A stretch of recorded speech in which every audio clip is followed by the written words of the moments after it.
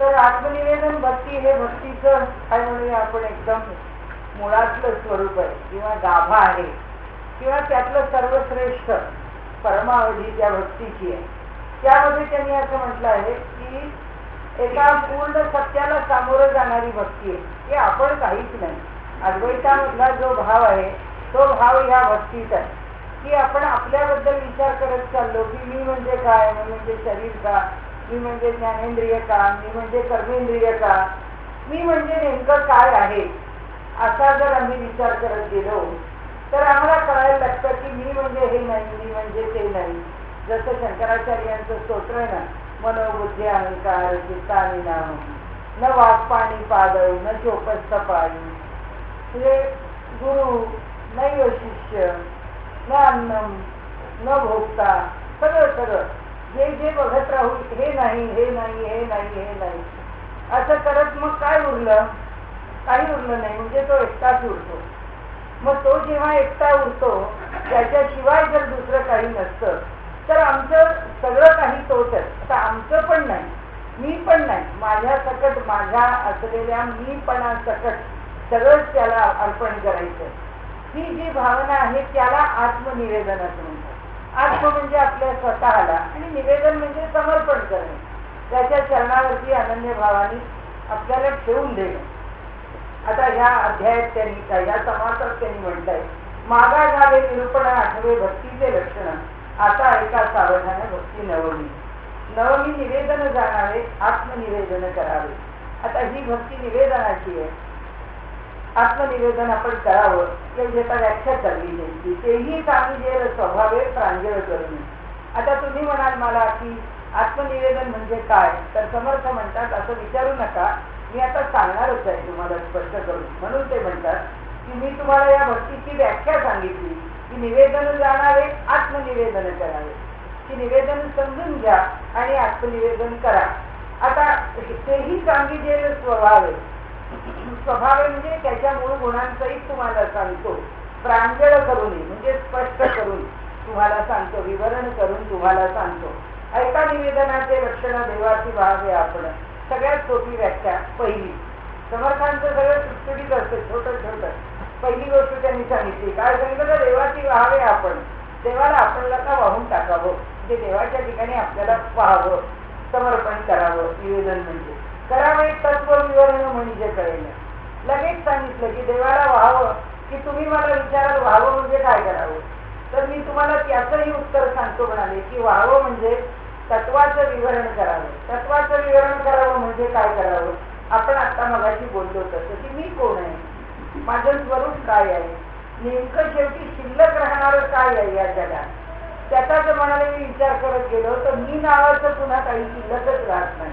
आपल्याला अस्तित्व 100 वर्षापूर्वी होतं का तर नव्हतं, 100 वर्षानंतर आहे का तर नाहीये, माहिती नाही. आपण 100 वर्षापूर्वी कुठे होतो आणि माहित नाही 100 वर्षानंतर कुठे असणार. त्यामुळे आपल्याला काही आज जे आम्ही समजतो हे अस्तित्व, हे नाव, हे माझं, हे माझं, हे घर माझं, ही वस्तू माझी, हे माझे दागदागिने, हे माझं स्थावर, हे माझं जन्म, यातलं काही नाहीये. तर ते म्हणतात करावे तत्व. म्हणजे अशा प्रकारे एकदा आपण जर विवरण करत गेलो, हे जे आहे ना आपण पूर्वी बोललो होतो तसं, हे व्यतिरेकाने विषय समजून गेला. व्यतिरेक म्हणजे काय, हे नाही हे नाही हे नाही हे नाही असं म्हणून त्याला तत्वज्ञानाच्या भाषेत व्यतिरेक म्हणतात. की काय नाही काय नाही काय नाही असं करत आम्ही टिकमार्क करत चाललो, आम्ही समजत चाललो की हे नाही हे नाही हे नाही हे नाही, ते आम्ही सोडत चाललो. हे आहे हे आहे हे आहे, हे ज्याला जिथे आपण विचार करतो त्याला आपण अन्वयाने निरूपण असं म्हणतो. की तो अन्वय आहे, जे जोडून घेणं. म्हणजे कसं अहम जसं मनोबुद्धी अहंकार चित्ताधीन असं म्हटलं. त्याच स्तोत्राच्या शेवटी म्हटलं की अहम निर्विकल्पो निराकार रूपो. म्हणजे मी काय आहे, मी निर्विकल्प आहे, मी निराकार रूप आहे. विभुर व्याप्य सर्वत्र सर्वेंद्रियांना, सगळ्या जगामध्ये सर्वदूर असं व्यापक असं माझं स्वरूप आहे. मुक्ती न बंधा, मला ना मुक्ती आहे ना मला बंधन आहे. या मुक्ती आणि बंधन ह्या भाषेच्या सुद्धा मी पलीकडे आहे. म्हणजे ह्याही कोणत्या गोष्टीचा संबंध माझ्याशी येत नाही. आणि मी कसा आहे, चिदानंद रूप शिवोहम शिवोहम. मी चिदानंद रूप आहे, चित्त आणि आनंद. मी सदा सच्चिदानंद का नाही?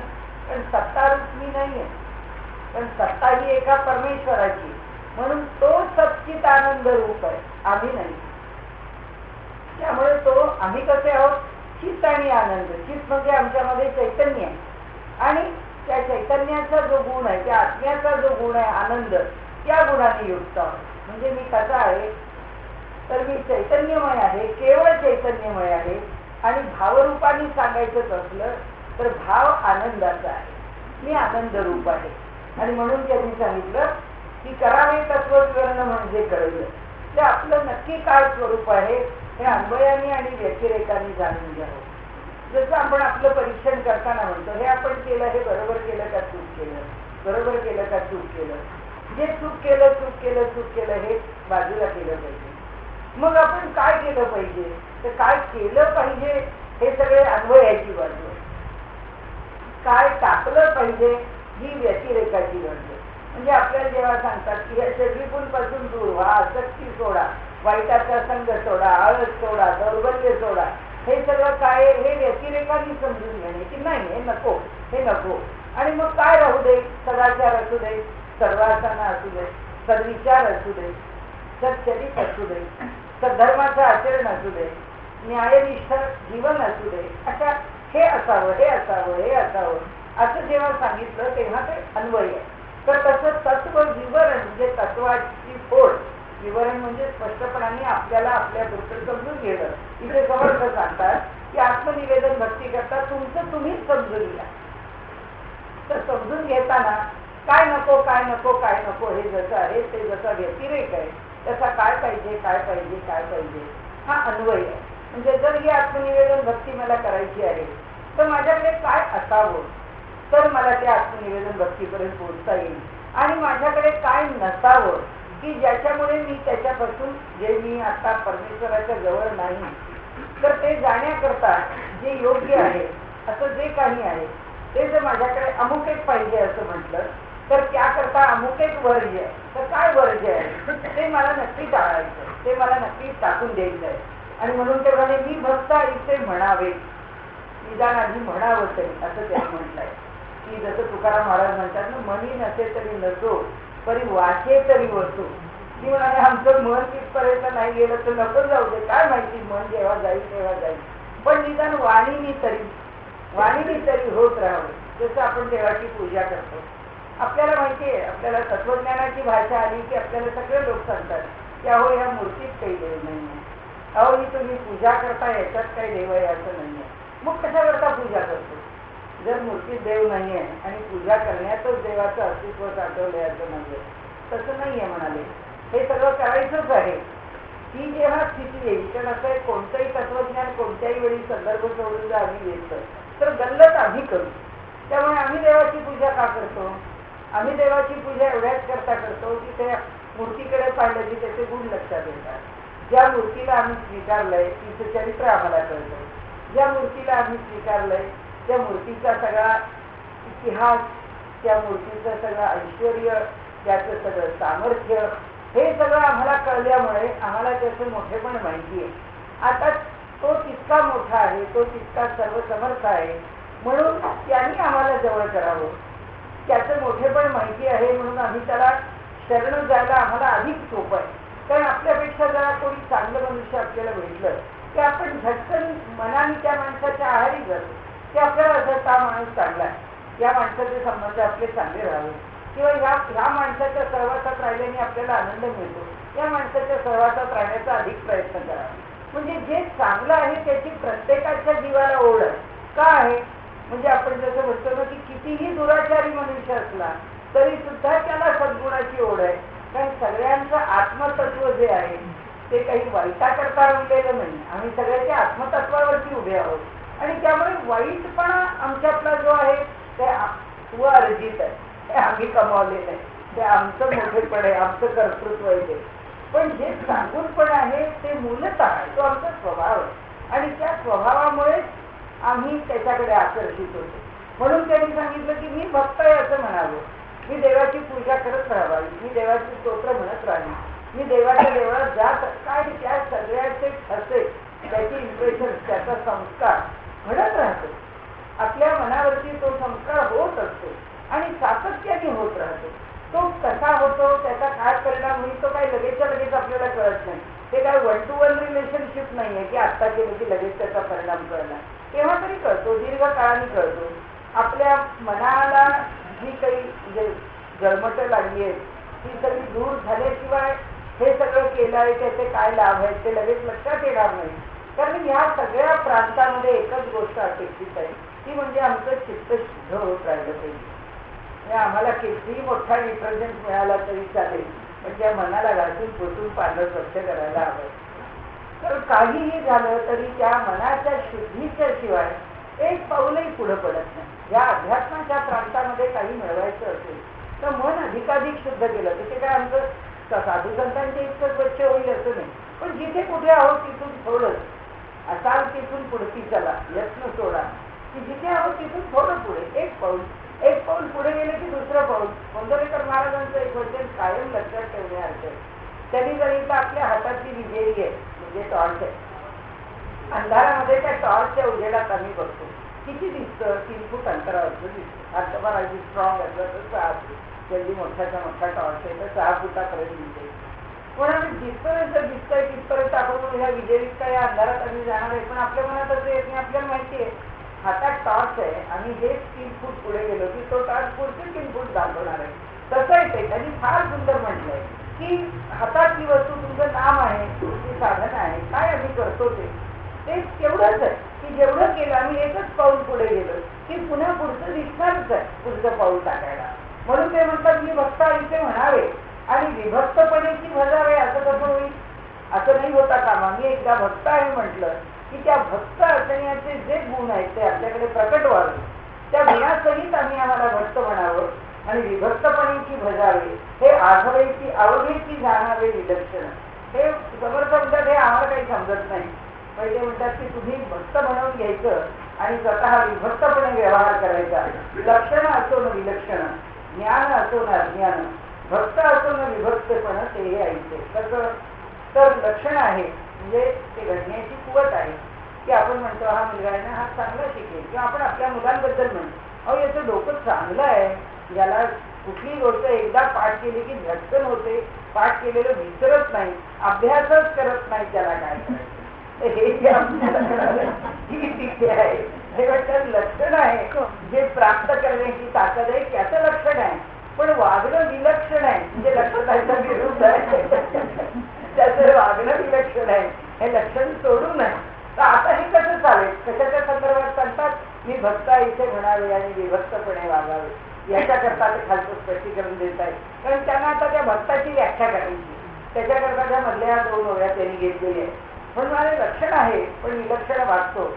व्यवहारात आपल्याला मुलं असं वाटतात ते आवडत नाही. कुणी म्हणजे आपण सुद्धा जर चुकून कधीतरी आळस करतो आणि पुष्कळ वेळा करतो, कधीतरी कंटाळा येतो, जाऊ दे वाटतं. जे टाळणं शक्य आहे ते आपण टाळतो. जे केल्याशिवाय चालतच नाही ते अगदी रेटून करतो. जे केलं नाही तर चालेल ते ढकलतो. हा जो सगळा स्वभाव आहे ना, हा प्रपंचात सुद्धा खरं म्हणजे क्षम्य नाही, पण अध्यात्म मार्गामध्ये तो दोष म्हणतो. अध्यात्म मार्गाचे 2च दोष आहेत. आपण दुर्बळ आहोत, आपल्याला काम होत नाही, आपल्याला फार साधना करता येत नाही. अध्यात्मामध्ये त्याला दोष म्हणत नाही. अध्यात्माचे दोष 2च, एक म्हणजे आळस आणि दुसरा म्हणजे ढोंगीपणा. अध्यात्माला हे 2च मान्य नाही, बाकी सगळे दोष अध्यात्म मान्य करतात. ते म्हणतात की कितीही आमचे दुर्गुण असले तरी आम्ही बदलू, पण तुमचा हा आळस आम्हाला मान्य नाही आहे आणि तुमचा ढोंगीपणा आम्हाला मान्य नाही. त्यामुळे ह्या 2 गुणांना अध्यात्मामध्ये क्षमा नाही, बाकीच्या सगळ्या दौर्बल्याला क्षमा. म्हणून ते म्हणतात की बघा हो, हे लक्षण असो न विलक्षण, हे काय प्रकरण आहे. ज्ञान असो न अज्ञान. आता आमच्यासारखा प्रवचनकार आहे, 1760 ग्रंथ पाहतो. घरामध्ये एवढी मोठी लायब्ररी, रोज एक नवीन पुस्तक आणून ठेवतो. त्या रोज एका नवीन पुस्तकाचं काहीतरी वाचन करतो. एवढं सगळं करून सुद्धा त्याच्या ठिकाणी जर वागण्यामध्ये जर वेडगळपण असेल, वागण्यामध्ये जर जे वाचतो किंवा जे सांगतो त्याच्यापासून जर तो फार दूर जात असेल, खोटेपणा करत असेल, जे सांगतो तसा वागत नसेल, हा ढोंगीपणा करत असेल, तर त्यांचं म्हणणं उपयोग काय याला माहिती असेल. त्याची काही तसं तर कॉम्प्युटरला पण माहिती आहे, ते सगळं इंटरनेटवरून डाउनलोड करून आम्ही घेऊ शकतो. तर ते कॉम्प्युटर काय आणि समोर बसून बोलणारा एक बोलका शंख काय, यात काहीच फरक नाही. तर शेवटी शेवटी काय येतो, जो आचरणच करत नाही त्याला काहीच अर्थ नाही. म्हणून त्यांनी सांगितलं की ज्ञान असून ज्याला ज्ञान आहे असं तो म्हणतो, जो ते ज्ञान आहे. किंवा ज्ञान याचा अर्थ या पातळीवरचं ज्ञान म्हणू नका, एखाद्या विषयाचं नॉलेज एवढंच समजा. पण आता जर कळत आहे हे वाईट आहे, हा दुसऱ्याला सांगतो तू असं कर, हा काय करतो. म्हणजे रामकृष्ण परमहंसांनी सुद्धा आपल्याला ती प्रसिद्ध गोष्ट माहिती आहे. याची आई आली म्हणाली माझा मुलगा सारखा गोड खातो, काय करू म्हणाली, आपण काहीतरी माझ्या मुलाला सांगा. तर ते काहीच उत्तर दिलं नाही. ती इतकी बिराजदारीवाने मी काही फार मोठं संकट घातलं नाही आहे खरं म्हणजे ठाकूरांवरती, पण ठाकूर असं का करतात ते काहीच उत्तर दिलं नाही. तर त्या बाईने विचारली न राहून म्हटलं की ठाकूर आपण काही उत्तर नाही दिलं, 15 दिवसांनी घेऊन ये म्हणाले तुझ्या मुलाला. 15 दिवसांनी ती घेऊन आली. मग त्याने सांगितलं बाळ तू गोड खाऊ नको. तिला म्हटलं हे एकच वाक्य बोलायला त्यांना 15 दिवस का लागले. आले होते गेले तेव्हा ते वाक्य बोलले असते तर बरं झालं असतं. तेव्हा रामकृष्णांनी सांगितलं मी त्याला कसं सांगू तू गोड खाऊ नको, कारण मीच रोज गोड खातो. त्यामुळे म्हणाले मी त्या मुलाला तू गोड खाऊ नको असं सांगू नाही शकत. तसं आहे ते. म्हणून ते म्हणतात की जो काही आपल्याकडे मक्का समजतो का समजत नाही हा भाग नाही, पण ज्याच्या डोक्यापर्यंत या गोष्टी रजिस्टर झाल्या एवढं तर आपण मान्य करू शकतो की त्याच्या मेंदूनी हे चांगलं आहे हे वाईट याची नोंद घेतली, तरी त्याचं आचरण का बदलत नाही हा प्रश्न. म्हणून ते म्हणतात ज्ञान असो ना अज्ञान, भक्त असो न विभक्त, पण त्यांना सांगायची गोष्ट ही आहे म्हणजे त्यांना ज्याच्यावर प्रकाश टाकायचा आहे, जे हायलाईट करायचंय ते हे आहे. भक्त असो न विभक्त, पण हा भक्त आहे आणि सगळा व्यवहार विभक्तपणाने करतो ते हे ऐकते. हे वर जसं आहे तसं म्हणाले. भक्त म्हणजे विभक्त नव्हे ही समर्थांच्या व्याख्या इतकी सोपी व्याख्या आपल्या मराठी वाङ्मयात पुढे बघायला मिळणार नाही की भक्त म्हणजे विभक्त नव्हे आणि विभक्त म्हणजे भक्त नव्हे. ते म्हणाले जो विभक्त आहे त्याला भक्त म्हणू नका आणि जो भक्त आहे तो विभक्त होऊ शकत. सगळ्यात सोपी आहे, सगळ्यात सोपी. म्हणजे विचारे बिन काहीच नव्हे समाधान. म्हणाले केवळ विचार करावा, विचारे बिन काहीच नव्हे समाधान. म्हणजे आम्हाला कशाचंही समाधान पाहिजे असेल तर त्याचा योग्य विचार केला पाहिजे की मी मला भक्त म्हणवतो, खरंच म्हणवतो का. तर आपल्याला पुढे केव्हा तरी वेळी तेव्हा सांगेन मी, आज आपण संपवूया. पण नरसिंह मेहतांचं जे चरित्र आहे त्याच्यामध्ये भगवंताशी अविभक्त राहणं म्हणजे काय, त्याच्याशी जोडलेपणाने राहणं म्हणजे काय, हे चरित्र असल्यावर तर खरं म्हणजे आपली काही अश्रद्धा नाही. सगळ्या संतांचे चमत्कार आपल्याला वाचताना तर फार कौतुक वाटतं, प्रेम वाटतं, आदर वाटतो, पूर्ण श्रद्धा आहे. तरी असं वाटतं की या सत्पुरुषाचं सगळं जीवन भगवंत चालवतं. म्हणजे किती साधी गोष्ट, त्यांच्या घरामध्ये श्राद्ध करायचंय आणि श्राद्धाच्या दिवशी त्यांच्या पत्नींनी सांगितलं की सकाळी बाहेर जा, काय घरात एक खिडूक मिडूक दिलं त्यांना, कारण सगळं देत देत देत देत घरातलं संपत आलेलं तेवढं द्या आणि गहाण ठेवा. आणि सगळ्या लोकांनी त्याच्यामध्ये बराच मोठा प्रसंग येतो, आपण सोडून देऊ. पण त्याच्यानंतर हा काय श्राद्ध करतो, 2 माणसं घरात बोलवतो, तिकडच्या त्या गुजरातमध्ये श्राद्ध पक्ष म्हणजे खूप लोकांना बोलवायला पाहिजे, मोठा समारंभ केल्यासारखं श्राद्ध पक्ष देतात. म्हणाले हे एवढं सगळं करायचं मी काहीतरी आणलं पाहिजे, आपलं काहीतरी गहाण ठेवा नाही तर विकून टाका आणि येताना सगळं सामान घेऊन बरोबर या, सगळ्या स्वयंपाक पाणी करावं लागेल, एवढ्या लोकांना बोलवायला लागेल. तर सकाळी गेले. हे सकाळी गेल्यानंतर कुठेतरी भक्तांचा मेळावा जथा होता, तिथे त्यांचं भजन उत्तम चालू होतं. हे त्या भजनातच रंगले. त्यांच्या बरोबर कुठे गेले, त्या मंदिरात गेले, दिवस गेला, संध्याकाळ झाली, त्यांना कशाचाच पत्ता नाही. आता इथे बायकोनी काय करावं, पण तिच्या घरी ते काय श्राद्ध पक्ष होतं त्या दिवशी, तिच्या दृष्टीने नरसिंह मेहता घरी आले. त्यांनी सगळं भरपूर आणलं, त्या सगळ्याची व्यवस्था उत्तम झाली, सगळ्यांना दानधर्म उत्तम झाला, सगळ्या गावाचं जेवण झालं. आणि संध्याकाळी मग जेव्हा रात्री नरसिंह मेहतांना आठवण झाली अरे आज आपल्या घरी श्राद्ध पक्ष होता, आपल्याला काहीच पत्ता लागला नाही, आता आपण घरी जावं, आज काही आपलं खरं नाही. पण तिथी पण अंतरली आणि काहीतरी व्यवस्था केलेली, लोकांना बोलावलेलं गाव जेवणाला, काहीतरी तर व्हायला पाहिजे होतं घरामध्ये. ते घरी आले तर घरामध्ये गावजेवणासारख्या पंक्ती उठून घरामध्ये सगळे आवरावरी आणि तयारी कुणी केलं? आणि नरसिंह मेहता म्हणाले, भगवंता तू माझं चालवतोस म्हणजे किती चालवतो. त्यांच्या चरित्रात किती प्रसंग येतात, एवढासा प्रसंग आहे म्हणजे त्या लहानशा प्रसंगाकरता सुद्धा भगवंता त्यांचं आयुष्य भगवंतानीच चालवलं. कसा चालवतो भगवंत तेवढं बघण्यासारखं आहे ते नरसिंह मेहतांच्या चरित्रात. मग बालपणापासून चरित्रच तसं. अगदी त्यांच्यावरती फार बिकट परिस्थिती आली, त्या बिकट परिस्थितीतून घर सोडावं लागलं वगैरे वगैरे असं सगळं जे काही आहे. पण त्या कोणत्याही स्थितीत ईश्वराला त्यांनी अंतरलं नाही आणि ईश्वराने एकही घटनेच्या त्यांच्यावरती कुठल्याही प्रकारे भार पडू दिला नाही. म्हणजे कीर्तनकारांची जर कीर्तन ऐकली असतील आपण तर नरसिंह मेहतांच्या मुलाचं लग्न मुलीचं लग्न तर कीर्तनातून ऐकण्यासारखं आहे.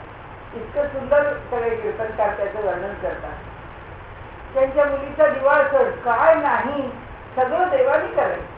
सगळं सगळं नरसिंह मेहतांचं सगळं आयुष्य देवानी चालवलेलं. एक दोन प्रसंग नाही, आपल्याला आपल्या थोर संतांच्या चरित्रातले 4-2 प्रसंग आपण सांगतो. नरसिंह मेहतांची म्हणजे एवढं चरित्र गीताप्रेम गोरखपूरचं नरसिंह मेहता चरित्र, त्यांची चरित्र माला आहे.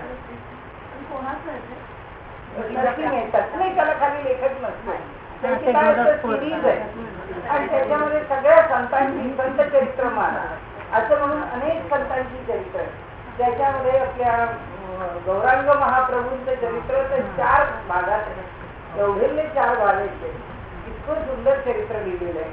तर सांगायचा हेतू असा की ते खरोखरीच विलक्षण आहे. म्हणून ते म्हणतात, समर्थ म्हणतात तसं की, आणि समर्थांचं आयुष्य तसंच आहे. एका रामाला वाहिलेलं आहे, जे करील ते राम आहे, करता करविता राम आहे त्यांचा, आणि त्यामुळे पूर्ण भरोसा रामावरती आहे. आणि रामाने केलंच आहे. त्यांच्याकडनं जेवढं कार्य करून घ्यायचं आपल्याला नेहमी वाटतं की भगवंत एक ज्ञानेश्वर का निर्माण करतो किंवा एका ज्ञानेश्वरांना त्या तेवढ्याच ठिकाणी का अडकवून ठेवतो. कुणा तरी एकाच्या ह्यानी सगळा भारत बदलला पाहिजे. पण हे सगळं बघितलं आपण तर लक्षात येतं की देव सुद्धा अवतार घेऊन सगळा देश पाडतात. हा थोडा बदल होतो. अगदी भगवान श्रीकृष्णांनी जन्म घेतला आणि द्वापार युगामध्ये ते महाभारत 18 दिवस केलं, एवढा संहार केला. त्या संहारानंतर 2500 वर्ष भारताला चांगली मिळाली. 2-2.5 वर्षानंतरचा काळ जसं आपलं कलियुग सुरू झालं आणि कलियुगापासून आपलं सगळं बदललं. पण भगवंताच्या अवतरणानंतर सुद्धा भगवंताला त्रास वाटावा एक संवाद आहे श्रीकृष्ण आणि नारदांचा, की कृष्ण म्हणतो या यादवांचं काम इतकं करतो आणि हे यादव माझ्यावरती इतक्या प्रकाराने आरोप करतात. तेव्हा नारदांनी त्यांना जे काही उपदेश केला तर सांगायचा हेतू असा आहे की विचारेविना काहीच नवे समाधान. त्यामुळे भक्तीमध्ये आमच्या मनाला विचारच करावा लागतो. विचाराने त्या भक्तीला आत्मसात म्हणा किंवा भगवंताची एकरूपता म्हणा प्राप्त करून घ्यावी लागते. तस्मात म्हणून विचार करावा, देव कोण तो ओळखावा, आपला आपण शोध घ्यावा अंतर्यामी. आपल्या मनामध्ये आपण शोध घ्यावा की आपण कोण आहोत, आपण भक्तीच्या प्रांतात कुठे आहोत.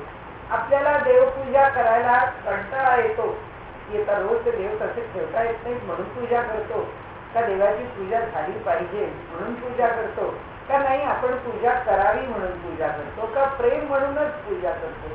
शेवटी आपली भूमिका काय आणि आपल्याला किती टाळता येईल तितकं टाळत असतो की एखादी दुसऱ्याला खो द्यावा, आज पूजा तू कर, आज तू नाही तू कर, म्हणजे ती पूजा माझ्या गळ्यात नको कोणाच्या तरी गळ्यात पडू दे. तर त्यांनी तसं म्हटलंय की आपला आपण शोध घ्यावा अंतर्यान. आपल्या मनात आपण आपल्याला विचारावं की बाबा आपल्याला काय खरंच आपण काय करतो, खरंच आपण कसे वागतो. म्हणाले मी कोण आईचा निवारा पाहू जातात तत्व झाडा. त्यांनी सांगितलं मी कोण याचा जर शोध घेत मी निघालो तर म्हणाले ही सगळी जर जी तत्व आहे अगदी सांख्यांप्रमाणे विचार केला तर 25 तत्व, किंवा आपण आपल्यापुरता विचार केला तर जे काय मन बुद्धी अहंकार चित्त किंवा म्हणजे काही जास्त न बोलता ही पंचमहाभूतात्मक असलेला देह त्याची ही सगळी तत्व दूर निघून जातात. विचार करिता उघडा आपण नाही. आणि म्हणाले उघडा म्हणजे स्वच्छ विचार. अगदी स्पष्ट विचार जर केला तर आपल्याला स्थान नाही एवढंच कळत की आपण कोणीच नाहीये. ह्याच्यामध्ये ते चैतन्यही परमात्मा आहे आणि हे सगळं देहही प्रकृती आहे. म्हणजे चैतन्याकडे चैतन्य गेलं आणि प्रकृतीकडे देह गेला तर कोण राहिला आपण नावाचा? कोणीच राहिला नाही. तत्वे तत्व जेव्हा तरे तेव्हा आपण कैसा उरे. तत्वानी जेव्हा तत्व संपून जातं, म्हणजे या विचारांनी जेव्हा आपण आपल्यातलं काय नाही काय नाही काय नाही हे बाजूला करतो, तेव्हा काय उरतं? आपण नावाचं कोणीच उरत नाही. आत्मनिवेदन येणे प्रकारे सहजची आले किंवा झाले. म्हणजे असं आपण जर चर्चा करत राहिलो, असं जर आपण मनाला समजवत राहिलो, असं जर आपण चिंतन करत राहिलो, आपण जर त्या दृष्टीने विचार केला तर मला यातलं काही शिल्लक राहत नाही. तत्वरूप सकळ भाते विवेक पाहता मिळते. प्रकृती निरते आत्मा असे आपण कैसा. म्हणजे तत्वाच्या रूपाने सकळ भाते विवेक पाहता निरते. तत्वरूपाने म्हणजे पंचमहाभूताच्या माध्यमातून जर जग पाहिलं तर सगळं आहेच आहे. पण याची कोणतीच वस्तू काय? मोबाईल सुद्धा पंचभौतिकच आहे. या मोबाईलमध्ये असो की आपल्या हातामध्ये असणारं कोणताही इलेक्ट्रॉनिक उपकरण असो की भूमीवरचा कोणताही पदार्थ असो, या सगळ्याच्या सगळ्या वस्तू कशा आहेत? या सर्व वस्तू तत्वरूप आहेत, म्हणजे पंचमहाभूतांनी युक्त आहे. विवेक पाहता निरसे. विवेकाने या गोष्टी पाहिल्या तर त्यांचा निराश होतो, म्हणजे ती पाचही तत्व जी आहेत त्याच्या मूळ रूपामध्ये निघून जातात. म्हणजे आता हे पृथ्वी तत्व आहे, हे आपतत्व आहे, हे अग्नी तत्व आहे, हे वायू तत्व आहे, हे आकाश तत्व राहत नाही म्हणाले. ही सगळीच्या सगळी तत्व निघून जातात. म्हणून एक मुख्य परमेश्वर. म्हणून सगळ्यात लक्षात काय ठेवावं म्हणाले? मुख्य परमेश्वर आहे. दुसरी प्रकृती जगदाकार. म्हणून आता आपण म्हटलं एक परमेश्वराला देऊन टाकलं चैतन्य आणि प्रकृती तिला देऊन टाकली, म्हणजे शरीरच्या प्रकृतीला दिलं जगदाकार असलेली. तिसरं आपण कैसा चोरू आणीला मध्ये. समजा हा चोर कुठून आला या दोघांच्या मध्ये? म्हणजे आम्ही म्हणतो हे आम्ही आलो कुठून इथे? तर ऐसे हे सिद्धची असता. हे सिद्ध आहे म्हणजे हे स्पष्ट आहे, हे असंच आहे, हे असंच असणार आहे. आता नाथिली लागे देह आमचा. नाथिली म्हणजे मिथ्या, आखिले म्हणजे सत्य. आखिले म्हणजे अस्तित्व आहे ज्याला, आणि मिथ्या ज्याला अस्तित्व नाही. लागे देह अहंता. खोटी नाथिली म्हणजे मिथ्या, लागे देह अहंता. मिथ्या देहाच्या विषयीचा अभिमान आम्ही लावून घेतला. खोटा जो नाही असा आम्ही भासमान असणारा आम्ही लावून घेतला. परंतु विचार पाहू जाता काहीच नसे, पण विचार केला तर आम्ही नावाची गोष्ट काहीच नाही. पाहता तत्व विवंचना, पिंड ब्रह्मांड तत्वरचना, विश्वाकारे व्यक्ती नाना तत्वे विस्तारली. पुन्हा मगाशी बोललो की आपण जर तत्व विवंचना म्हणजे पंचमहाभूतांचा विचार केला, पिंड आणि ब्रह्मांडाची रचना म्हणजे आपण व्यक्ती आणि ब्रह्मांड हे सगळं कसं निर्माण झालं याचा विचार केला तर आपल्या लक्षात येतं या विश्वाच्या मध्ये नाना प्रकारचं व्यक्तीकरण आहे. ईश्वराची अभिव्यक्ती आपल्याला बघायला मिळते आणि ते तत्व जे आहे पंचमहाभूत हे सर्व दूर विस्तारलेली आहे. तत्वे साक्षत्वे ओसरली. साक्षत्व नुरे आत्मप्रचिती. दोन मार्ग आपल्याला सांगितले. ते झाले आमच्या ठिकाणी आमच्या तत्वाच्या विषयी म्हणजे आमच्या पांचभौतिक देहाच्या विषयी आम्हाला जे ममत्व आहे ते ममत्व आपल्याला जेव्हा आपल्या ठिकाणी कार्यकारी असतं. आता मला आठवण एका या गोष्टीची झाली की शाळेत होते खूप सांगते. जेव्हा आत्र्यांचं चरित्र वाचलं तेव्हा आत्र्यांच्या चरित्रात ते गुरुजी महाराजांकडे भेटून गेले आणि शेवटी खूप आपल्या अध्यात्म मार्गाला ते लागलेले होते. तर शेवट जेव्हा आला आयुष्याचा तर त्यावेळी जेव्हा मृत्यू समोर दिसायला लागला तर तेव्हा आत्र्यांनी त्यावेळी म्हटलं की तरी सुद्धा मला मृत्यू नको वाटतो, मला मृत्यूचं भय वाटतं. म्हणजे हे सगळं अभ्यास केल्यावरती सुद्धा हे सगळं त्यांच्यासारखा विद्वान मनुष्य आहे, पण मला एवढं तत्वचिंतनानंतर सुद्धा मृत्यू भयप्रद आहे असं मला वाटलं आणि असं वाटतं की नको मृत्यू मला घेऊ नको. अशी त्यांनी त्या चरित्रामध्ये त्यांच्या लिहिताना त्यातला एक भाग म्हणून घातलेला आहे. तर त्याच्यामध्ये इथे त्यांनी म्हटलंय की तत्वे साक्षत्वे ओसरली. म्हणजे आम्हाला आमच्या शरीराबद्दलची जी आसक्ती आहे ती हळूहळू सोडण्याचा अभ्यास करावाच लागेल. कारण जी वस्तुस्थिती आहे ती स्वीकारावीच लागेल. आपण जसं म्हणतो की आता मुलं बाळा आपल्याजवळ राहतील आणि सगळं आपल्याबरोबर आपल्या मनासारखं होईल असं नाही. त्याच्याकरता मानसिक तयारी आपली झालीच पाहिजे. ती मुलं परदेशात आहे ती परत येणार नाही, ती भेटतील तेव्हा भेटतील ही आमच्या मनाची तयारी असलीच पाहिजे. ती जर आम्ही नाही केली तर त्याचा आम्हाला त्रास होईल आणि आम्हाला येणाऱ्या वर्तमानाला आणि भविष्याला सुद्धा आम्हाला दोघांनाही तोड देता येणार नाही. तसं त्यांनी सांगितलं की हा देह केव्हा तरी सोडायचा आहे याची तयारी आम्हाला करायला पाहिजे. की जसं म्हातारपणे आम्ही पैसे मिळवणार नाही तर आम्ही पैशाची सोय करून ठेवतो तसं एक दिवशी हा देह सोडायचा आहे. तर मनापासून केव्हा ना केव्हा तरी रोजच्या अभ्यासामध्ये हा देह म्हणजे मी नाही याचा थोडा तरी अभ्यास करावा. समर्थांनी थोडक्यात सांगितलंय कसा अभ्यास करावा की तत्वे साक्षत्वे ओसरणे. म्हणजे आपल्याच देहाकडे आपण साक्षी भावाने जर पाहिलं नाही. साक्षी याचा अर्थ मी आपला नाही. जसं दुसऱ्याकडे पाहताना आपण साक्षी भावाने बघतो. साक्षी भाव याचा अर्थ अलिप्तपणे निर्लेपपणाने त्याच्यापासून अलग होऊन की या माणसाने आता साधा आपल्या मुलांनी काही चुकलेलं असलं कुणीतरी काहीतरी वेगळं सांगितलं तरी पण तो काय उत्तर देतोय त्याच्या वाक्याबरोबर आपण वावरत जात नाही. आपण असं म्हणतो आत्ता हा म्हणतोय हे म्हणतोय यात किती तथ्य आहे याचा आपल्याला विचार करायला पाहिजे. कारण दुसऱ्या माणसाने हा बोलतोय त्याच्याबरोबर विरुद्ध सांगितलेलं आहे म्हणजे हा सांगतोय हे बरोबर आहे का नाही. म्हणजे याचा अर्थ आपला मुलगा आहे म्हणून ममत्वाने त्याच्या प्रत्येक गोष्टीकडे आपण बघत नाही. इथे जो साक्षी भाव आहे की मुलगा माझा असेल पण दोष आणि दोषाच्या संदर्भात कुणीतरी मला काही सांगताय तर मला त्याचा झाडा म्हणजे त्याच्याबद्दल खरं खोटं काय आहे ते शोधूनच पाहिलं पाहिजे. त्याच्याकरता मी साक्षीच राहिलं पाहिजे. तसं आहे की आपल्या देहाकडे बघताना आपल्याला गोड आवडतं म्हणून गोड खातो. किती खावं आपल्या देहाला चालणार आहे का. कारण देह आहे तोपर्यंत तो चांगलाच राखला पाहिजे ही एक बाजू आहे. आणि तसंच देह आहे पण तो कायम माझा नाही याची सुद्धा जाणीव ठेवली पाहिजे. त्यामुळे त्या दोन्हीमध्ये असं की देह चांगला राहायला पाहिजे याच्याकरता जे सोडावं लागेल. म्हणजे देहातलं ममत्व खाण्याच्या बाबतीत कशाचं आहे जिभेचं आहे की त्याला आम्ही त्या देहाला महत्व देत नाही जिभेला महत्व देतो आणि त्यामुळे जिभेला जो आनंद आहे तो मिळवतो. म्हणजे आम्हाला ह्या देहाच्या काळजीपेक्षा जिभेच्या चवीची काळजी अधिक आहे. रात्री 2-2 वाजेपर्यंत जागून जेव्हा आम्ही टीव्ही पाहतो तेव्हा आम्हाला डोळ्याच्या आनंदाच्या विषयी अधिक आकर्षण आहे देहाच्या विषयी नाही. की आता उद्याला सकाळी उशिरा उठलो तर उद्याचं सगळं दिवसभराचा जो आमचा काही नियमाने जे बसवलं असेल ते सगळं मागे पुढे होणार आहे. त्याकरता लवकर उठलं तर आपल्याला झेपणार नाही आहे की एवढा माणूस जाऊन उशिरा उठून येतो बघू उद्याचं काय असेल एखादा कार्यक्रम आपण रद्द करू.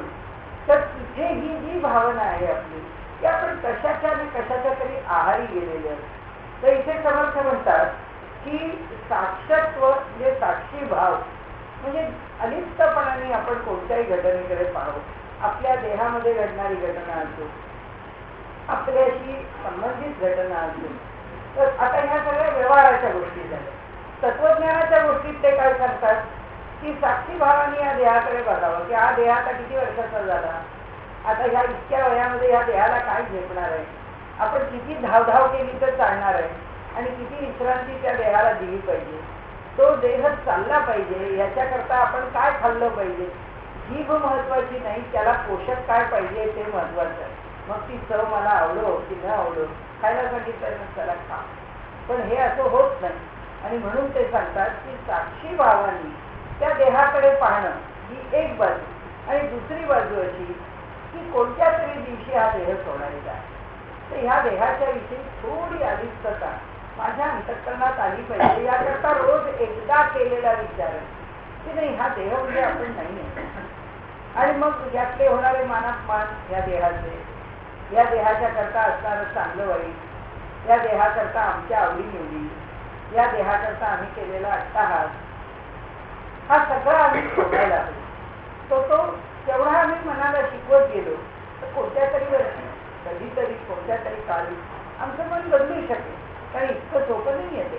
कारण त्याला पतंजलींनी म्हटलंय की विदुषाणाम अपि स्वरस वाही असं त्याचं वर्णन केलंय की हा ही जी अस्मिता आहे माझा देह आणि मी जिवंत असणं याची जी अस्मिता आहे ती अस्मिता कशी आहे ते म्हणतात की विद्वान लोकांच्या अंतःकरणामध्ये सुद्धा ती स्वाभाविकरित्या की विद्वानाला मोठा तत्वज्ञानी आहे आणि मोठा विषयाचा जाणकार आहे तरी सुद्धा त्याला हा देह जावा किंवा सुटावा असं वाटत नाही. म्हणून नंतर मला आठवण झाली म्हात्रे यांची की प्रत्येक गोष्टीमध्ये कितीही कौशल्याने काहीही मिळवलेला मनुष्य असला तरी सुद्धा देहाविषयीचं ममत्व सोडणं हा पुन्हा वेगळा भाग आहे. आणि म्हणून त्यांनी सांगितलं तत्वे साक्षत्वे उतरली साक्षत्व नुरे आत्मप्रती. जोपर्यंत आमच्यासारखा अभ्यास आहे साधक आहे तोपर्यंत देहाविषयीचं ममत्व कमी करावं याकरता काहीतरी अभ्यास आणि आमच्या पद्धतीने आम्हाला समजेल असा आम्ही करावा. पुढे ते म्हणजे ज्याला आत्मप्रचिती येते त्याच्या ठिकाणी हा साक्षीभाव सुद्धा उरत नाही. कारण ज्याला आत्मप्रचिती आली आहे तो ईश्वर रूपच झालेला, तो परमात्मा स्वरूपच झाला. त्यामुळे त्याला करायचं आहे काय हा अट्टास करून साक्षी भावाने कुठल्याही गोष्टीकडे पाहण्याकरता त्याची ती स्थिती राहत नाही. आत्मा असे आधी आणखी आपण कैसा. म्हणून हे आत्मतत्वच मागे पुढे राहिलेलं आहे. तर आपल्याला अस्तित्व काय, आपल्याला अस्तित्व काही नाही. आत्मा एकच स्वानंद घन म्हणाले. इथे आत्मा जो आहे तो सच्चिदानंद म्हणा, स्वानंद घन म्हणा आणि अहम आत्मा हे वचन. आता आणखी दुसरा युक्तिवाद, हे सगळे युक्तिवादच आहे ना वरचे समर्थांचे.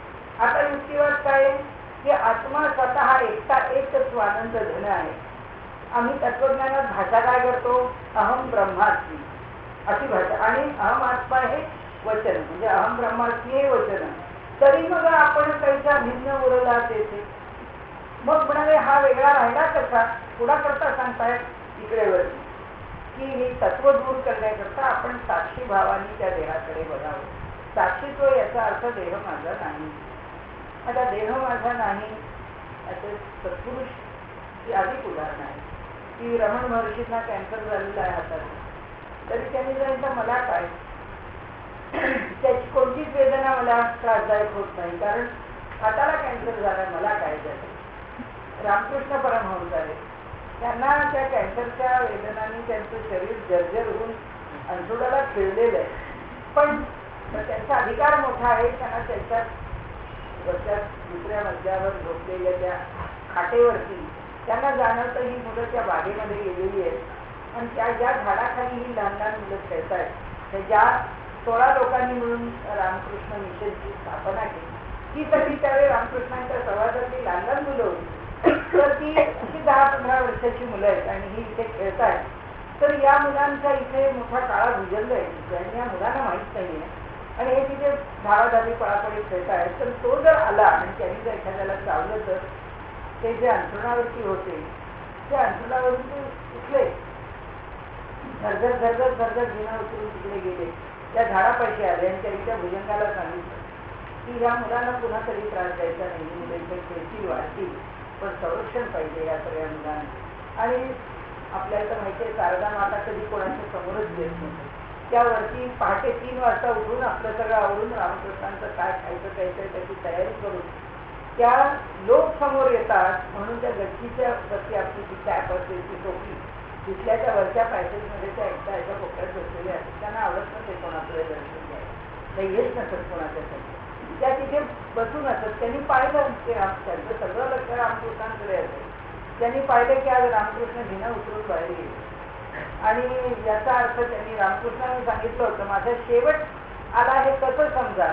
2 गोष्टी की ज्या दिवशी माझ्या फोटोची पूजा कुणाच्या तरी घरी होईल आणि ज्या दिवशी मी माझ्या आयुष्यात चमत्कार करू म्हणजे लोकांना चमत्कार वाटेल. मी सामान्य माणसासारखाच जगतो, नुसतं आपला देवीचा पुजारी आहे, पितो पितो खातो पितो भजन म्हणतो लोकांशी बोलतो इथपर्यंत ठीक आहे, पण कोणताही चमत्कार मी कधी आयुष्यात केला नाही. हा जो चमत्कार म्हणजे केव्हाही हा म्हणजे आता मी म्हणते आपण हा म्हणून, पण आयुष्यात कोणता चमत्कार घडला तर तुम्ही असं समजा की माझा मृत्यू जवळ आला. त्या मी पाहिलं तिथे त्या झाडाच्या खाली रामकृष्ण आहेत, त्या पटकन खाली आल्या. त्यांच्या खोलीत आहेत का बघितलं, खोलीत जर रामकृष्ण नव्हते याचा अर्थ ते काही त्यांच्या सूक्ष्म देहाने बाहेर नाही गेले, त्यांच्या देहाने लौकिक देहानेच बाहेर गेले, स्थूल देहाने. त्यांना वाटलं आता रामकृष्ण काही सांगणार नाही. तर सांगण्याचा हेतू असा आहे की ईश्वर स्वरूप झालेला जो देह आहे त्यांनी इथे जसं म्हटलंय तसं की तो एकदा परब्रह्म स्वरूप झाल्यानंतर त्या देहाचं काय, आता त्या देहाला त्यांनी उचलून नेलाच की नाही, जो देह हरण्याच्या सुद्धा लायकीचा नाही आहे. म्हणजे याचा अर्थ असा की आपण जसं उचलून तांब्यामध्ये इथून तिथं येऊन ठेवावं तसं त्या रामकृष्णांच्या ठिकाणच्या चैतन्याने त्या देहाला उचलून त्या झाडापर्यंत नेला आणि तिथून आणून पुन्हा त्या पलंगावर टाकला. पलंगावर टाकल्यानंतर पुन्हा तेच आहे त्या गळ्यातून सगळं येत खूप त्रास झालेला आहे त्यांना. त्या गळ्यात सगळं वाहत असे, तोंडात काही घातलं तर ते बाहेर इकडून येत असे. खूप खूप वेदना होत्या. त्यात काय फरक पडला? त्यांनी त्याला काही बदल करून घेतला नाही की बुवा हे एवढं सामर्थ्य आहे तर हा देह चांगला तंदुरुस्त ठेवू दे, मुळीच नाही. पण ह्या सगळ्या सत्पुरुषांनी आपल्याला सगळ्या प्रकारची उत्तरं दिलेली आहे. की समर्थांच्या सारख्यांनी प्रभू रामचंद्रांच्या ठिकाणी प्राणज्योत विसर्जित केली, तर शंकराचार्यांच्या सारख्यांनी त्या म्हणजे ह्या ज्योतिर्मठाच्या इथे म्हणजे केदारनाथाच्या इथे मागच्या बाजूला ते निघून गेलेले. एकनाथांच्या सारख्यांनी गंगाजलात प्रवेश केलेला, ज्ञानेश्वरांच्या सारख्यांनी समाधी घेऊन प्रत्येकाने वेगवेगळं कौतुक दाखवलेलं की मृत्यूच्या समयी आश्चर्यकारकरित्या देहावरती ममत्व नाही म्हणून केव्हाही देह सोडता येतो. तसाच सत्पुरुषाला दुखणं होत नाही असं नाही, सत्पुरुषाला सुद्धा दुखणं होतं. आमच्याकरता की सत्पुरुषाला दुखणं झाल्यानंतर सत्पुरुष कसा वाटतो ते डोळ्यापुढे ठेवून आम्ही आमच्या आयुष्याकडे पाहिलं पाहिजे. की जर कुठल्याही प्रकारचा व्याधीने आम्हाला ग्रासलं किंवा तो व्याधी आम्हाला त्रासदायक झाला तर त्यावेळी आमचा व्यवहार काय असावा, आम्ही कसं वागावं. आणि म्हणून त्यांनी इथे सांगितलंय की एक आत्मतत्व आम्ही आहोत हे जर समजून घेतलं तर कशा करता आमच्या मनामध्ये हा सगळा, तरी मग आपण कैसा भिन्न उरला असेल, मग आपण त्याची चिंता का करावी. सोहम हमसा हे उत्तर याचे पाहावे अर्थांतर, पाहता आत्म याचा विचार आपण कैसा तिथे. अरे सोहम हमसा म्हणजे सोहम तो मी आहे, मी तो आहे, हे एवढीच ती उत्तर आहे. सोहम म्हणजे सहा अहम आणि इथे अहमसा असं उत्तर झालं म्हणजे तो मी आहे, मी तो आहे, सोहम हमसा. म्हणून हे उत्तर याचे पाहावे अर्थांतर. म्हणजे हे दोन्ही असं आहे की मी तो आहे आणि तो मी आहे. हे आमच्या दोघांच्या मध्ये काहीच फरक नाही. म्हणजे अहम ब्रह्मास्मी हे जसं म्हटलं तसं तत्वमसी त्याच्यामध्ये ते तू आहेस असं जेव्हा आम्हाला उपनिषदांचं वाक्य आहे त्याच्यामध्ये सर्वम खल्विदम ब्रह्म, सगळं काही ब्रह्मच आहे. त्यामुळे ते ब्रह्म म्हणजे अहम, अहम ब्रह्मास्मी सोहम हंसा. समर्थांनी मोठं चांगलं उत्तर आपल्याला दिले. याचे पाहावे अर्थांतर, याचा अर्थ समजून घ्या म्हणाले की सोहम आणि हंसा याचा अर्थ काय होतो. पाहता आत्म याचा विचार आपण कैसा केले, पुन्हा तेच विचारले. जे वरपासून प्रश्न विचारताय ते सगळे प्रश्न ते आपल्याला पुन्हा पुन्हा विचारताय. आत्मा निर्गुण निरंजन तयारची असावे आनंदी.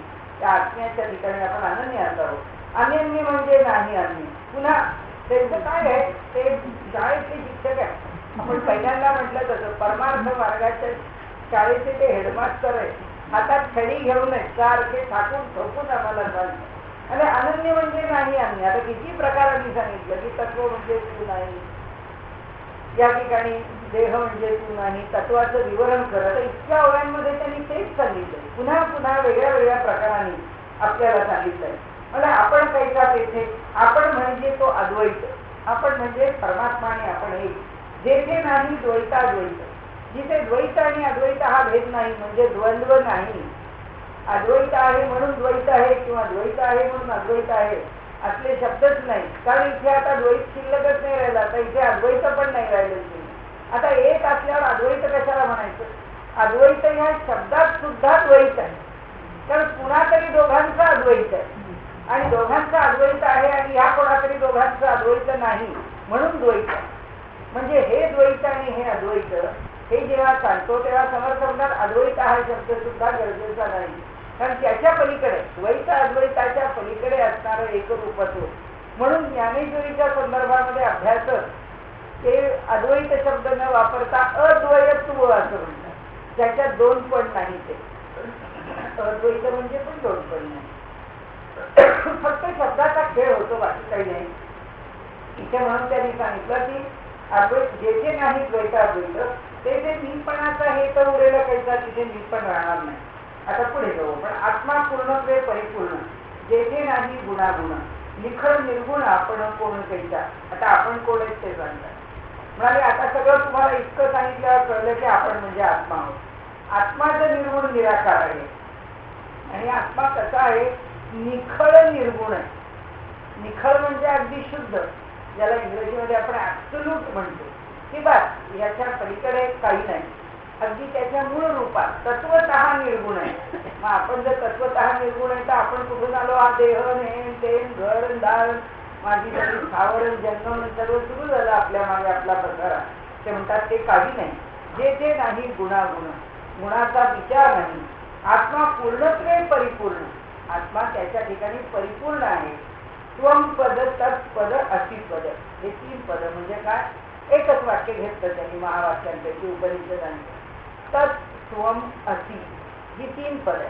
पहिलं तत्पद, दुसरं त्वम पद आणि तिसरं अतिपद. म्हणजे तत्वमती ते म्हणाले त्वम पद, तत्पद आणि अतिपद ही 3 पद आहे. जे तत् म्हणजे ते, त्वम म्हणजे तू, अति म्हणजे आहे, ते तू आहे, ही जी 3 पद आहेत. निरसुनी सकळ भेदाभेद, या 3 पदांनी याच्या मधला असणारा भेद आहे तो दूर कर. वस्तू ठाईची अभेद आपण कैसा, ती जी वस्तू म्हणजे परमात्मा आहे तो त्याच्या ठिकाणी अभेद रूपानीच आहे. तू कशाला भेदाची भाषा बोलतो? तू आहेस, तो आहेस आणि पुन्हा आहे, या त्रिपुटीची भाषा आहे. ते तू आहेस म्हणजे काय झाले? 3 झाले शब्द आणि 3 स्थानं आली त्याला त्रिपुटी म्हणजे 3 डायमेन्शन्स आले, त्याला 3 नीती आल्या. तर म्हणाले याची तुला काय गरज आहे? निरसिता जीव शिव उपाधी, जीव शिवाची कैसे आली, कैसे आली, जीव शिवची कैसे आली, स्वरूपी होता दृढ बुद्धी आपण कैसा. आता सगळं उडवून लावलं. जीव आणि शिव ही उपाधी उडवून लावली आणि जीव आणि शिव हे तरी कसं राहिलं म्हणाले. ह्याची सुद्धा तुझ्याकरता गरज आहे. तू जीव आहेस म्हणून शिवाचा विचार आहे, पण तू जर तोच झालास तर तुला वेगळा विचार करायची गरजच नाही आहे. म्हणून स्वरूपी होता दृढ बुद्धी, जे त्याच्या ठिकाणी बुद्धी दृढ झाली तर आपण कैसा, तू कोण वेगळा आहे. आपण मिथ्याचाच देव. आता पुन्हा आपल्या पातळीवर आहे की देव आणि आपण ह्या भाषेत आले. इथे सगळी वरची भाषा आहे, ही सगळी केवळ त्याची एकट्याची भाषा होती. म्हणाले आपण मिथ्याचाच देव. आपण आभासात्मक आहोत आणि सत्य दिवस आहे. देव भक्त अनन्य भाव, देव आणि भक्त ह्या भावानी आमचा भाव अनन्य व्हावा. म्हणजे ह्या दोघांमधला अनन्य म्हणजे अन्य नाही असा. देव आणि भक्त ह्यामध्ये अन्यता म्हणजे वेगळेपण किंवा अंतर काही नाही. या वचनाचा अभिप्राय अनुभवी जाणती. आता ते त्याच्यावर पुन्हा सोडून दिलं. म्हणाले इतक्या ओळ्या खर्ची घातल्या, आता ह्याच्या पुढे मी काही बोलत नाही म्हणाले. आता या जीव आणि शिवाचं एकपण म्हणजे काय? त्या जीव शिवाचं उडणं म्हणजे निघून जाणं, हा तत्वाचा झाडा होणं, याच्यातून तो ते चैतन्य बाहेर पडणं म्हणजे काय? आता मी सांगत नाही म्हणाले, तो अनुभवी त्याचा अनुभव घेईल. या नाव आत्मनिवेदन ज्ञानी यांचे समाधान. नवमे भक्तीचे लक्षण निरोपी. तुम्हाला भक्ती सांगितली म्हणाले. पंचमहाभूतामध्ये म्हणजे पंचभूतांमध्ये आकाश, सकळ देवांमध्ये जगदीश, नवविधा भक्तीमध्ये विशेष भक्ती नवमी. वृत्तांतांनी सांगितलं. म्हणाले पंचमहाभूतात जसं आकाश मुळात आहे, जसं सगळ्या देवतांमध्ये जगदीश सगळ्या जगाचा पालन करता जो आहे तो श्रेष्ठ आहे, तशा ह्या नवविधा भक्तीमध्ये आत्मनिवेदन भक्ती श्रेष्ठ आहे. नवमी भक्ती आत्मनिवेदन न होता न चुके मरण, हे वचन सत्य प्रमाण अन्यथा नव्हे. एक लक्षात घ्या, म्हणजे जोपर्यंत ही नवमी भक्ती होत नाही किंवा ह्या आत्मनिवेदन भक्तीपर्यंत भक्त पोहोचत नाही तोपर्यंत जन्ममरणाचा फेरा चुकत नाही. बाकीच्या मुक्ती मिळतील पण त्याला कायमची जी येजा आहे ती संपणारी मुक्ती फक्त आत्मनिवेदन भक्तीने प्राप्त होईल. म्हणून ते म्हणतात की ऐकी हे नवविधा भक्ती केल्या पाहिजे सायोज्य मुक्ती. पुढे मुक्ती सांगितल्या तरी सायोज्य मुक्तीचं कल्पांती करणं नाही. ही जी सायुज्य मुक्ती आहे तिला कल्प संपले तरी सुद्धा, कितीही कल्प एकानंतर एक आले गेले तरी सुद्धा त्याला कळण म्हणजे त्याला बाधा नाही. तिन्ही मुक्तीचा आहे कळण, म्हणजे स्वरूपता, समीपता आणि सलोकता.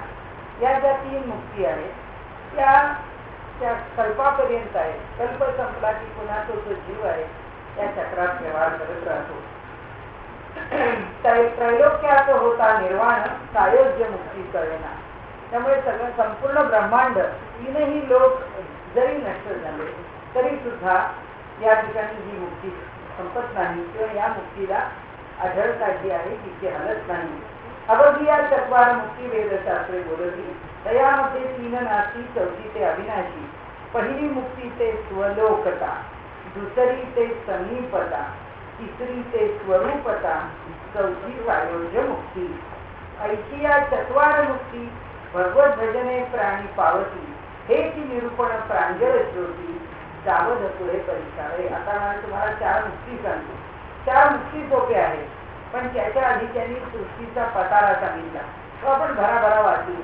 त्याचं कारण असं आहे की आता काय आपल्याला काही माहिती नाही काय त्याचं स्वरूप असतं, परंतु प्रत्येकाने आपल्या ग्रंथामध्ये उपनिषदांच्या प्रमाणे 5 विषय घेतलेलेच आहे. पहिला जो विषय आहे तो जीव आहे, दुसरा विषय जो आहे तो ब्रह्म आहे, तिसरा विषय आहे तो जगत आहे, चौथा विषय आहे तो साधना आहे आणि 5वा विषय आहे तो मोक्ष आहे. हे 5 विषय नेहमी तत्वज्ञानाचा ग्रंथ आला म्हणजे या 5 त्यांनी स्पर्श केलं पाहिजे. म्हणजे जीव, जगत आणि जगदीश्वर हे 3 विषय आणि साधना आणि मोक्ष हे 2 असे म्हणून ते 5 विषय. तसं आता या सृष्टीच्या उत्पत्तीबद्दल पुष्कळ वेळा म्हटलंय, पण आता पुन्हा ते सांगतायत. आणि श्रीराम मुळी ब्रह्म निराकार, तेथे स्फूर्तिरूप अहंकार. ब्रह्म आहे ते मुळात बराबराचा बोलून पुढे जाऊया. ब्रह्म आहे, अजून वेळ आहे. ब्रह्म जे आहे ते निराकार आहे, त्या ठिकाणी स्फूर्तिरूपाने अहंकार प्रकट होतो. म्हणजे ब्रह्माच्या ठिकाणी स्फूर्तिरूपाने अहंकार प्रकट झालेला आहे. आता त्या अहंकारातून काय निर्माण झालं, तो पंचभूतांचा विचार ज्ञान दशकी बोलला. पुढे आहे म्हणाले, तो ज्ञानाचा जो दशक आहे त्यात मी ते सगळं बोललोय म्हणाले, ते कसं कसं निर्माण होतं ते. तो अहंकार वायू रूप. आता चाललो पुढे आपण या सृष्टीच्या निर्मितीमध्ये त्या अहंकारातून वायू, तयावरी तेजाचे स्वरूप म्हणजे आकाश, वायू, निर्मिती पंचमहाभूतांची सुरू झाली. तया तेजाच्या आधारे आप म्हणजे जल झालं. आवरणोदक दाटले, तया आवरणोदकाच्या आधारे धराधरीली फळीवर. म्हणजे आवरण म्हणजे त्या सगळं जे जल आहे, हे जे उदक आहे, अशी कल्पना आहे की फक्त सागर या पृथ्वीच्या भोवती आहे आणि त्या सागरामध्ये, त्या पाण्यामध्ये, त्या जलाची पृथ्वी आहे, असा एक अशी धारणा आहे. आणि त्या आवरणोदकाच्या आधाराने, त्या पाण्याच्या आधाराने म्हणजे धराधरीली फळीवर त्या शेषनागाने या पृथ्वीला तोलून धरलेलं आहे. वरती 56 कोटी विस्तारे वसुंधरा आहे. आता 56 कोटी योजना असा त्या वसुंधरेचा म्हणजे पृथ्वीचा विस्तार आहे. ये बरी परिघ सप्त सागर म्हणून त्या 7 सागरांनी तिला वेढलेलं आहे. मध्य मेरू महाथोर, याच्यामध्ये सुवर्णाचा मेरू पर्वत आहे. अष्टदिक्पाल तो परिवार अंतरे वेष्टीत राहिला. आणि जे 8 दिशांचे दिक्पाल म्हणजे 8 दिशांचं संरक्षण करणारे जे ज्या देवता आहेत असं म्हणू आपण, तर त्या सर्व देवता त्यांना वेढूनच, त्यांना सगळ्यांना सांभाळून आहे. तो सुवर्णाचा महामेरू, पृथ्वीचा तयाचा आधार, पृथ्वीला आधार असलेला आहे तो मेरू पर्वत. 84 सहस्र विस्तारू रुंदी त्याची, 84,000 योजना त्याची रुंदी आहे. उंच तरी मर्यादे वेगळा, त्या मेरू पर्वताची उंची सांगताच येत नाही, हिमालयापेक्षा कितीतरी उंच आहे. भूमीमध्ये सहस्र 16, म्हणजे भूमीमध्ये मात्र 16 सहस्र 16,000 एवढी योजना आमच्या भूमीच्या आत आहे तो. तया भोवता वेष्टीत पाळा लोकालोक पर्वताचा. हा लोकालोक नावाचा पर्वत आहे, त्यांनी त्याच्याशी वेढून घेतलेला आहे. तया पलीकडे हिमाचल, जेथे पांडव गळाले सकळ. आता ते आमच्या ब्रह्मांडाकडे आहे, जे आमच्या पृथ्वीकडे आहे. तया अलीकडे हिमाचल, त्याच्या अलीकडच्या बाजूला त्या लोकालोक पर्वताच्या अलीकडे हिमालय. तिथे सगळ्या पांडवांचा जेव्हा देह पडला तेव्हा त्या हिमालयावर पडला. धर्म आणि तमाळनीळ पुढे गेले. म्हणाले धर्मराज आणि यमधर्म हे दोघे जण तेवढे पुढे निघून गेले. जेथे जावया मार्ग नाही, मार्गी पसरले महाआही, म्हणजे फार मोठमोठे सर्प तिथे पसरले असं त्यांनी म्हटलंय की तीच सुखे सुखावले तेही पर्वत रूप भासती. आणि मला त्या लोकालोक म्हणजे त्यांना म्हणायचं असं आहे की हिमालयाचा जो भाग आम्हाला ज्ञात आहे तो पुष्कळ सुरक्षित आहे, पण हिमालयाच्या ज्या अज्ञात दुर्गम भागाकडे आम्ही जाऊ शकत नाही, त्याकडे पर्वतप्राय असे वृक्ष त्या शीतावर म्हणजे त्या बर्फावरती मोठ्या आरामात सुखाने पडून राहिलेले आहे. तया ऐलीकडे शेवटी जाणं बद्रिकाश्रम बद्रीनारायण. त्यांचं म्हणणं असं, त्या हिमालयाच्या अगदी अलीकडच्या बाजूला हा बद्रीनारायण आणि बद्रिकाश्रम हा इथे आहे. तेथे महातापसी निर्वाण देह त्यागार्थ जाती. तया अलीकडे बद्री केदार, नारायणाच्या अलीकडे केदार आहे. पाहून येते लहान थोर ऐसा हा अवघा विस्तार मेरू पर्वताचा. म्हणजे ही मेरू पर्वताची अलीकडची शिखर आहे असं त्यांचं म्हणणं आहे. अलीकडचं शिखर त्या लोकालोक पर्वताच्या अलीकडे असलेलं जे शिखर आहे त्याच्यामध्ये हा हिमालय आहे. त्या हिमालयाच्या अलीकडच्या शिखरांवर बद्री नारायण आहे, त्याच्याही अलीकडे बद्री केदार आहे. तया मेरू पर्वता पाठारी तीन शृंगे विषमहारी परिवारे राहिले तयावरी ब्रह्मा विष्णू महेश. आता त्या मेरू पर्वताच्या पलीकडे मागच्या बाजूला म्हणजे याला ओलांडून गेल्यानंतर तीन शृंगे विषमहारी म्हणाले असे वर खाली असलेले विषम असे उंचीला असलेले असे तीन पर्वताच्या तुळके आहेत. त्या वेगवेगळ्या त्या तीन पर्वतराजींच्या वरती ब्रह्मा विष्णू आणि महेश निवास करून आहे असं त्यांचं म्हणणं आहे. ब्रह्मशृंग तो पर्वताचा म्हणजे ब्रह्मा जिथे राहतो तो म्हणाले कशाचा आहे, पाषाणाचा पर्वत आहे. विष्णुशृंग तो मर्गजाचा, तो पाचूचा पर्वत आहे. शिवशृंग तो स्फटिकाचा, शिव ज्या पर्वतावर राहतात तो स्फटिकाचा आहे. कैलास नाम तयाचे, त्याला कैलास असं म्हणतात. वैकुंठ नाम विष्णुशृंगाचे, सत्यलोक नाम ब्रह्मशृंगाचे. अमरावती इंद्राचे स्थळ खालते, यांचे पर्वत वरती आहे आणि इंद्राची अमरावती खाली आहे. तेथे गणगंधर्व लोकपाळ 33 कोटी देव सकळ 14 लोक सुवर्णाचळ वेष्टीत राहिले. आणि त्यांनी सांगितलं की तिथे 33 कोटी देवता आहेत, गणगंधर्व सगळे अलीकडे खाली खाली राहतात. तेथे कामधेनूंची खिल्ला आहे, कल्पतरूंची वने अपारे, अमृताची सरोवरे ठाई ठाई उचंबळती. त्या स्वर्गाचं वर्णन केलंय त्यांनी. तेथे उदंड चिंतामणी हिरे परिसांची या खाणी. तेथे सुवर्णमय धरणी लखलखायमान, तिथली सगळी त्या स्वर्गाची धरणीच मुळी सोन्याची आहे आणि त्यामुळे ती धरणी अशी लखलखीत आहे.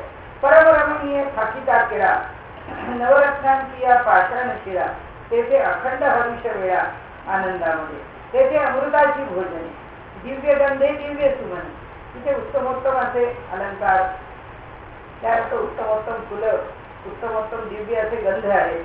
अष्टनायका गंधर्व गायने निरंतर. तिथे उत्तमोत्तम अप्सरा आहेत, गंधर्व गायन करणारे आहेत. तेथे तारुण्य ओसरेना, तिथे तारुण्य संपत नाही. रोगव्याधी ही असेना, तिथे रोगव्याधी असत नाही. वृद्धाप्य आणि मरण येना, तिथे वृद्धावस्था आणि मरण नाही कदा काळी केव्हाही. तेथे एकाहुनी एक सुंदर, तेथे एकाहुनी एक चतुर, वीर उदार आणि शूर्य मर्यादे वेगळे. हे सगळे फार श्रेष्ठ लोक आहेत म्हणा किंवा देवता आहेत म्हणा. तेथे दिव्य देह ज्योती रूपे, जे देह ह्याच्याही पेक्षा वरचे आहे ते दिव्य देह ज्योती रूपाने आहे. विद्युल्लते सारीची स्वरूपे, अगदी लखलखणाऱ्या विजेसारखं त्यांचं तेज आहे. तेथे यशकीर्ती प्रतापे सीमा ओलांडली. म्हणजे आम्ही पृथ्वी तलावर ज्याला यश कीर्ती वगैरे म्हणतो त्याच्या कितीतरी पटीने अधिक ते यशस्वी आहे. ऐसे ते स्वर्ग भुवन, सकल देवांचे वसते स्थान. तया स्थळाचे महिमान बोलीचे तिथे थोडे. हे सगळं स्वर्गाचं वर्णन केलंय.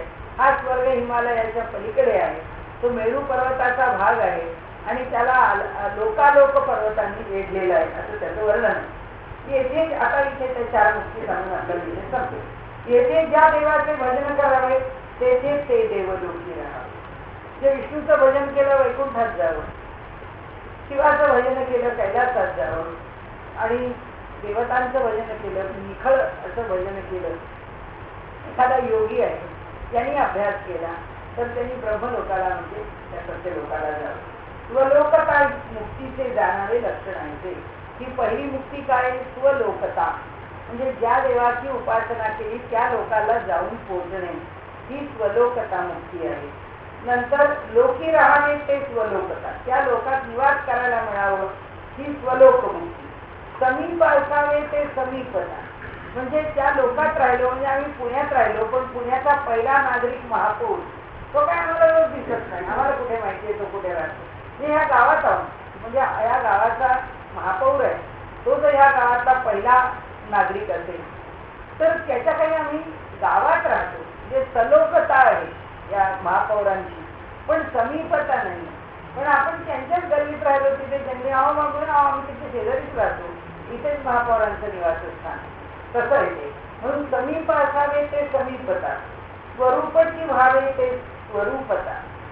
देवतेचं स्वरूपच होतं, म्हणजे विष्णू जसे दिसतात तसेच ते होतात. विष्णूंच्या त्याला पार्षद म्हणतात, तसे ते विष्णूचे पार्षद म्हणजे विष्णूसारखंच रूप आहे, म्हणजे अलंकार आहे. फक्त वत्सलांचन वैजयंती माला ही विष्णूची जी वैशिष्ट्य आहे तेवढी फक्त असणार नाही. देवस्वरूप झाला देही, श्रीवत्स कौस्तुभ लक्ष्मी नाही, पण त्याला हे प्राप्त नाही. स्वरूपतेचे लक्षण पाहिजे असे. सुकृत आहे तो भोगती. कुठपर्यंत या मुक्ती मिळतात? जोपर्यंत आम्ही इथे पृथ्वी तलाव जितकं सत्कृत्य केलंय तितका त्या स्वर्गामध्ये राहून त्याचा उपभोग मिळतो. सत्कृत जे सुकृत सरताच ढकलून देते, तिथून खाली पृथ्वीवर येतो आपण देवते असं ती जैसे तसे म्हणून आले ते त्यांचा लोक कसाच्या तसा असतो. म्हणून तिन्ही मुक्ती नाशिवंत. त्या तीन मुक्ती काही तशा खऱ्या नव्हे.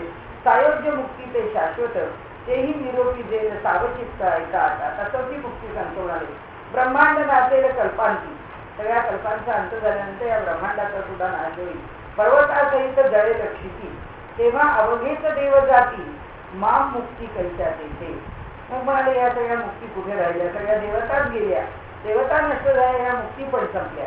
तेव्हा निर्गुण परमात्मा निश्चळ, निर्गुण भक्ती तेही अचळ, सायोज्य मुक्ती ते केवळ जाणी जायचे. तेव्हा फक्त सायुज्य मुक्ती शिल्लक राहते. निर्गुणी अनन्य असतात, तेने होय सायुज्यता. म्हणून परमात्म्याचं निर्गुण स्वरूप समजून घ्यावं हा एक आग्रह आहे. आणि सायोज्यता म्हणजे स्वरूपता निर्गुण भक्ती, आणि सायोज्य मुक्ती म्हणजे स्वरूपता ही तिसरी भक्ती वरती, ती निर्गुण भक्ती. व त्याच्या रूपामध्ये असून निर्गुण भावाने त्याची भक्ती करणं. सगुण भक्ती ते चळे, ते त्या रूपावरतीच मन एकाग्र करून त्याच भावाने भक्ती करणं. आणि त्या सगुणाची भक्ती करताना म्हणजे स्वरूपता घेऊन सुद्धा त्याला निर्गुण रूपामध्ये पाहणं, ही जी भक्ती आहे ती सायोज्यता. पुढे पुष्कळ बनलं नाही त्याचं. निर्गुण भक्ती ते न कळे, हे अवघे प्रांजळ कळे सद्गुरु केलिया. ही जी निर्गुण भक्ती आहे ती करू शकत नाही. याचं स्पष्टीकरण सद्गुरूंच्या, म्हणजे आपल्याला जेव्हा ज्ञान होईल, जेव्हा मार्गदर्शन होईल, तेव्हा आपण गुरुच केलेले असतील असं नाही, पण परमात्मा आपला हृदयस्थ गुरुच आहे. आमच्या हृदयामध्ये परमात्मा जो निवास करतो तो योग्य प्रकारे आम्हाला मार्गदर्शन करतच असतो. त्यामुळे जेव्हा आमची लायकी, जेव्हा आमची योग्यता, जेव्हा आमची साधना त्या स्थितीपर्यंत पोहोचेल तेव्हा भगवंत आम्हाला त्याचं मार्गदर्शन करेल. आणि म्हणून त्यांनी सांगितलं की कुणाच्या तरी मार्गदर्शनाशिवाय ही स्थिती प्राप्त होत नाही. असे आपले आता 4 दशक संपले.